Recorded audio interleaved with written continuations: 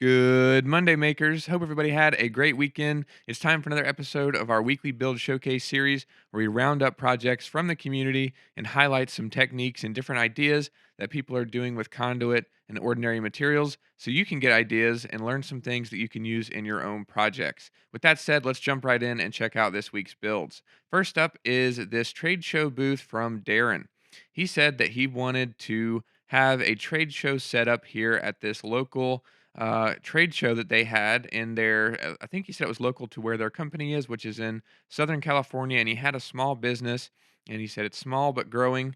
We can relate to that here at Maker Pipe. And he was looking for some inexpensive way to be able to go to this trade show and be able to show off what they sell here. I'm not entirely sure what it is, but um, he said they wanted a way to do it, and they didn't really have the resources or the finances to pay somebody to build some elaborate trade show stand or booth for the backdrops and different things. So he used 3/4 inch EMT conduit and maker pipe connectors, as you can see here, to put it together. And it looks awesome. Looks like they maybe spray painted the conduit black, or they maybe bought some conduit already coated. If you didn't know, you can go to local electrical supply places or call around or even buy online EMT conduit that's already coated, so you don't have to paint it. And I think he did that here, it looks like, or maybe just painted it themselves. But yeah, it looks great with the black pipe and then the black T connectors there. And they basically just built this whole elaborate backdrop, and it looks like it's got a rectangle shape. And he said it was, I think, 10 by 30. As you can see, it's pretty long here. He said even one section of it was 11 foot, and I think what they did was they kind of capped it off at 10 foot for the rest of it, and then they just used T connectors to kind of go over the top, and then add just kind of another frame going off the top of the main part of the frame to be able to hold that banner here. And it looks like it turned out awesome. They have some really cool stuff. I like the way it's not just, one long continuous backdrop. They actually use some tees to kind of branch off and then add some main separation between the backdrops and the backdrops that are in the front or kind of more far forward. I think it looks awesome and really great. And here they've got some photos. Oh, it looks like they've got rods, fishing rods, which is cool. And here he is standing in front of it. I'm not sure if that's Darren or not, but oh no, maybe that's Tommy. Not sure who it is, but there they are standing in front of the backdrop, and it looks really awesome. All kinds of cool stuff in this, and we're really glad that you were able to save some money and finish off your build and get the trade show booth that you wanted. Hope it went well for you at the trade show. Thanks so much, and it's 310 Rodworks is their company, so check them out if you're interested. Next up is a build from Julie, and it looks like she built a grooming stand for calves. And I had to look this up. I didn't know what this was, but apparently, when you are farming and you have cows, you're a cow farmer, then you need to groom them. Obviously, their hair grows, and they have this stand where it's basically like a little corral that the cow goes into, and then you hook them up, and they're kind of corralled and just in this stand, and then you're able to trim their fur. Is it called fur or hide? I don't know. You're able to give them a haircut or groom them inside this corral. And so that's what they've made here. Looks like with just a few connectors. They've got a couple of flanges, adjustable angle flanges going up, adjustable angle connectors at the top to finish off the angle. And they basically just made kind of a rectangle corral. You can imagine the cow just walks in there, and then they can just hook it up and then groom it. And looks like a great solution. So thanks so much for the review.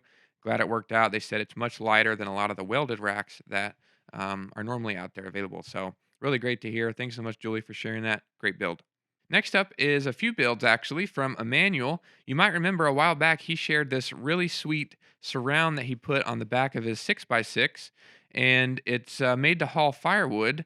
And he shared this a while back. Looks awesome. He basically adapted some T connectors to fit the railing around the back of the UTV, and or I guess this is an ATV. I'm not really sure with 6 wheels, but I know it's a Can-Am. But anyway, the connectors basically branch off of the railing, add some conduit around, and then he used some stained wood, which looks awesome, to basically just increase the overall height and depth of the bed here on this UTV, and that allowed him to carry even more firewood. But he's back again with some more projects, and this one is a cello stand. You can see he's got a little miniature cello, or maybe this is a violin, not entirely sure, that he's put on the mini stand. But he's got just the model here for his build, and he figured out which connectors he needed, and pretty much copied the same mini design over and got the same connectors and just built the full size version for the full stand up cello. And as you can see, it looks massive next to the miniature one that he's got on the table there. And it's just super cool to see somebody, have an idea and then model it, figure out what connectors they need, and then turn it into a full build. Really great job, Emmanuel. Thanks so much for sharing that. And then he's also shared this firewood shelter.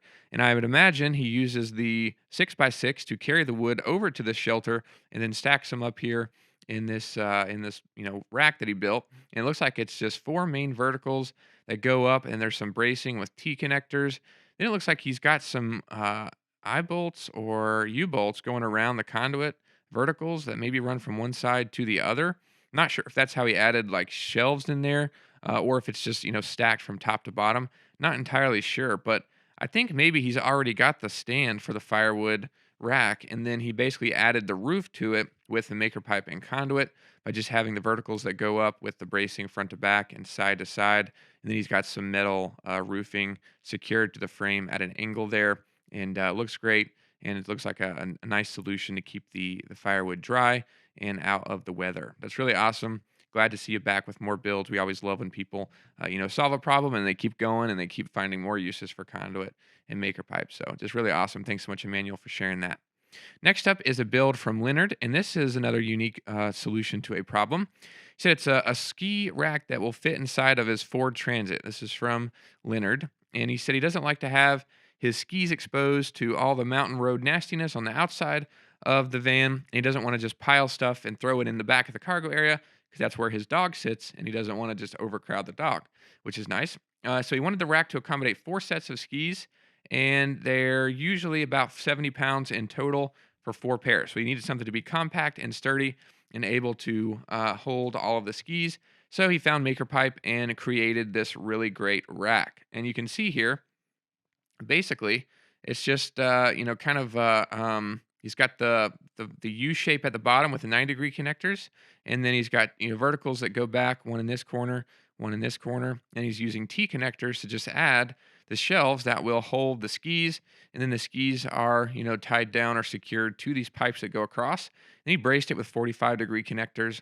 And he said it needed to be sturdy and compact, and he said it was when he was finished, which is great to hear. And usually, when you do something like this, and it's just a really small, compact build with a lot of connectors and a lot of bracing, it's surprisingly rigid. I know whenever we went to Saunders Machine Works, we were building a cart that needed to haul huge, big pieces of steel for them, and so we just basically made it, pretty compact, but still able to hold the racks. We just kind of made it where the steel was vertical in the rack, and so it was really compact, but it was super sturdy just because it had so many connectors and so many braces and things. But you can see that's what he did here with some 45-degree bracing, and basically he's going to be able to add these pipes, the T connectors, from the back verticals to the front, and basically secure skis wherever he needs to have them all, secured and in place while they're going down the road in the van on the way to the slopes, which is awesome. And it looks like he added some conduit hanger straps at the bottom.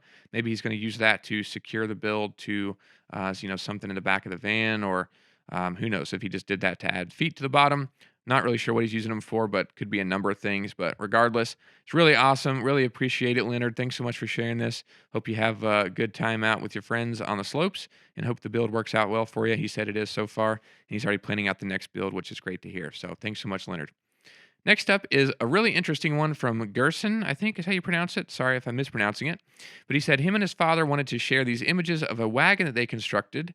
In particular, they found a way to steer the wagon, making pretty much a steering mechanism with maker pipe and conduit. So first of all, they used 9-degree connectors to make a rectangle shape here, and they incorporated axles into the build using some really cool wheels. I like these wheels. Looks like maybe some wheelbarrow replacements or something like that. But we've talked about a bunch of different methods for doing axles and wheels. In fact, our most recent video, we kind of showcased some hacks from doing a bike trailer and talked about the best method for doing axles, which is 1/2-inch PE tubing over top of threaded rod. And then you just basically do a washer, a wheel, another washer, and a nut on each side of the conduit and PE tubing and threaded rod. And you're able to create an axle that works really well, and it's really smooth. And so basically they've done that in the back here, and this axle is rigid. And then the front, they've created a steering mechanism, and it looks really awesome. Let's see if we can kind of reverse engineer this and see how they did it. So if we look at the main picture, you can see this handle goes all the way down to the axle, and they hold on to that and pull it behind them, and then obviously it swivels. So instead of it being rigid and secured to two connectors holding the axle in the back, it's only got one, which kind of frees it up to be able to move. And then it looks like in order to achieve kind of the main swiveling motion in the middle here, they've used a series of connectors and they've got it hinging in here somehow. I don't entirely understand how they did it. I see the friction bands are still on the connectors. So maybe the pipe goes all the way down and then connects inside this other 180. And then maybe this connection here is really secure. And that's why they added the 45-degree braces and everything that go up. And then maybe this connection is somewhat loose.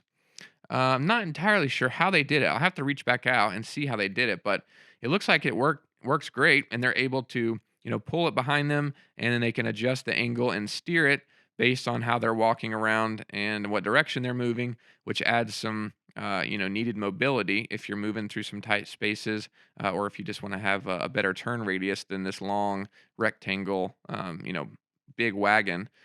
You're able to kind of move it around easier. So that's really awesome. Thanks so much, Gerson, for sharing that. And if you're watching and you want to share some more details about how you did it, we'd love to know and highlight that for other people that are looking to do something similar. That's all the builds I have for you. Hope you guys enjoyed checking them out. I know I always do. Thanks, everybody, for posting your builds, and thanks for watching. We'll see you in the next video.